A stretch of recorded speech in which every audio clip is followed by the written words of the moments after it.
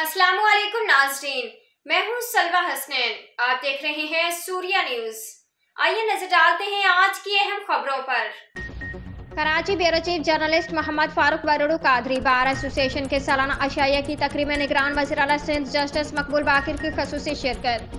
कराची निगरान वज़ीर आला सिंध जस्टिस मकबूल बाकिर ने कहा है कि बदकिस्मती से हालिया बरसों में बार और बेंच के ताल्लुकात सर्दमहरी का शिकार रहे और अवाम के तवक्कुआत पर पूरा ना उतर सके। उन्होंने कहा कि बार और बेंच दोनों ही इंसाफ और जमहूरियत के हसूल के लिए कलीदी स्टेक होल्डर्स का किरदार अदा करते हैं और दोनों के दरमियान हम आहंगी का फुकदान ना सिर्फ उन्हें बल्कि पूरे इंसाफ के निज़ाम को मुतासिर करता है। इसलिए हमें अपने ताल्लुकात को बेहतर करके तमाम मसाइल का सामना करना चाहिए।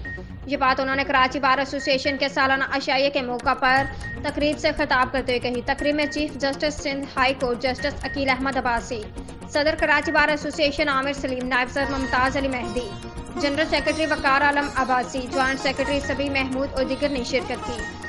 तकरीब के आगाज में निगरान वज़ीर सिंध ने जस्टिस अकील अहमद अब्बासी को सिंध हाई कोर्ट के चीफ जस्टिस का ओहदा संभालने पर मुबारकबाद दी।